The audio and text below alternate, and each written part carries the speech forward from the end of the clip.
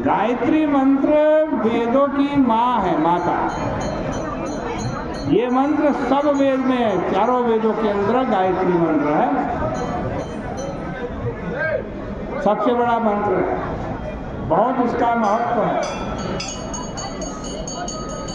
क्या चीज गायत्री मंत्र में है? क्या प्रार्थना की गई है भगवान? आप सबको आता है गायत्री मंत्र? ओम भूर्भुवस्सुवः तत्सवितुर्वरेण्यं भर्गो देवस्य धीमहि धियो यो नः प्रचोदयात्। आप जपते हो? आज से इस मंत्र का जप जो मैं अर्थ बना रहा हूं उसके अनुसार जपना। देखो कितना बड़ा फल मिलेगा। क्या मांगा है, क्या प्रार्थना की है गायत्री मंत्र में भगवान से? सवितु देवस्य, सवितु माने सूर्य, सूर्य जो नारायण है, सूर्य भगवान है, उन भगवान सूर्य नारायण का वरेण्यम भरग। वरेण्यम माने वर्णनीय, यानी ग्रहण करने योग्य, वर्ण करने योग्य जो भर्ग है, भर्ग माने तेज है, भगवान सूर्य नारायण का ग्रहण करने योग्य जो तेज है वो धियो यो नः प्रचोदयात्। न माने हमारी, धिय माने बुद्धि को, हमारी बुद्धि को क्या करे वो? प्रचोदयात्, प्रेरित करे।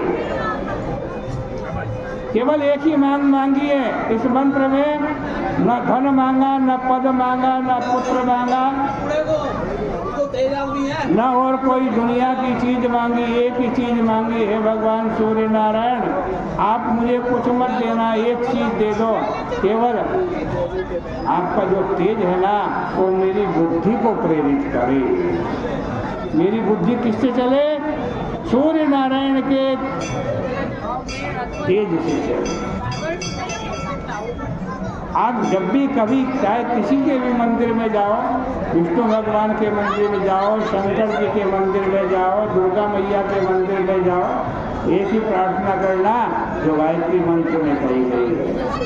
उनसे न धन मांगना, न पुत्र मांगना, न वैभव मांगना, न सुख मांगना, एक ही चीज मांगना, हे प्रभु केवल आप मेरी बुद्धि में बैठ जाओ, मेरी बुद्धि को प्रेरित करो, मेरी बुद्धि आपकी आज्ञा से चले। और जिसकी बुद्धि भगवान की ओर से चलती है, भगवान की आज्ञा से चलती है, उसका यह लोक और परलोक दोनों के दोनों आज सुखमय आनंदमय हो। हमारी बुद्धि कैसी है? बड़ी विचित्र है। हमारी बुद्धि कभी काम से प्रेरित होकर चलती है, कभी क्रोध से प्रेरित होकर के चलती है, कभी लोभ से प्रेरित होकर के चलती है, कभी मोह से, कभी मद से। मन में लोभ आया, हमने काम कर दिया। क्रोध आया, क्रोध के अंदर गुस्से में न जाने क्या क्या अनर्थ कर दिया। काम आया, काम से ऐसे ऐसे गंदे काम कर दिए जो समाज में नहीं कभी करने चाहिए। भगवान से कहो प्रभु मेरी बुद्धि को काम, क्रोध, लोभ, मोह, मद, मत्सर ये प्रेरित न करे, मेरी बुद्धि को आप प्रेरित करें।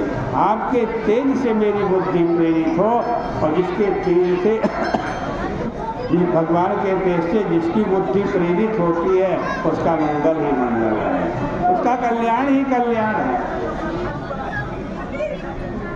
इसका सबसे बड़ा उदाहरण मिलता है महाभारत में, गीता में। आप जरा देखो, दो पक्ष थे, एक कौरवों का पक्ष था, एक पांडवों का पक्ष था, और यदि विचार करो तो किसका पक्ष मजबूत है? एक तरफ 100 भाई, एक तरफ 5 है। केवल इतना ही नहीं, गुरु द्रोणाचार्य कौरवों की तरफ, भीष्म पितामह कौरवों की तरफ, बड़े बड़े योद्धा कर्ण जैसे वीर किसकी तरफ? कौरवों की तरफ। लेकिन विजय किसकी हुई? विजय पांडवों की। क्यों हुई? भगवान ने अर्जुन के रथ पर बैठकर ये ही काम किया, न अस्त्र उठाया न शस्त्र उठाया, कुछ नहीं किया, केवल पीछे बैठ गए और अर्जुन की बुद्धि को प्रेरित करते रहे। आप गीता जी पढ़ेंगे तो देखेंगे पहले अध्याय में ही अर्जुन को बड़े घबरा गए। अर्जुन ने भगवान से कहा कि दोनों सेनाओं के बीच में रथ ले जा, सेनयोर उभयोर मध्य रथम स्थापयमेच्युत। और ऐसा भगवान बताओ कौन से मजहब में है, कौन से धर्म में है कि भगत आदेश करे और भगवान उसका पालन करे। भगत ने आदेश किया कि दोनों सेनाओं के बीच में मेरा रथ ले जाओ, और भगवान ने आज्ञा का पालन किया, दोनों सेनाओं के बीच में रथ ले।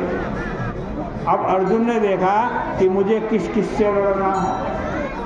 अर्जुन ने देखा यहाँ तो सारे भाई खड़े हैं, यहाँ तो गुरु द्रोणाचार्य खड़े हैं, यहाँ तो भीष्म पितामह खड़े हुए हैं, जिनके रोज शरण वंदन करते थे, जिनके कंधे पर खेला मैं, आज वो युद्ध में खड़े, उनको मारना है, उनको मारना है। घबरा गया अर्जुन तो। वहाँ लिखा पहले अध्याय में गीता में, विसृज्य ससरम चापम शोकशम विघ्न मानस। अर्जुन रथ के पीछे बैठ गया, धनुष बाण छोड़ दिए, शोक में भर गया।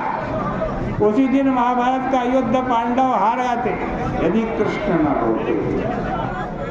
भगवान ने क्या किया? पीछे बैठे अर्जुन को प्रेरित किया। अर्जुन से पूछा क्यों युद्ध नहीं कर रहे हो? अर्जुन कह रहे इन गुरु को मारना है युद्ध, इससे अच्छा तो मैं युद्ध ही ना करूं। पितामह को मारना है युद्ध में, अपने ही सारे वंश के लोगों को मारना है, क्या करूं? भगवान ने अक्लेभ्यम मास्पगम पार्थ नेतत्तैवपद्यते शूद्रं हृदय दौर्बल्यं त्यक्तोत्तिष्ठ परन्तप।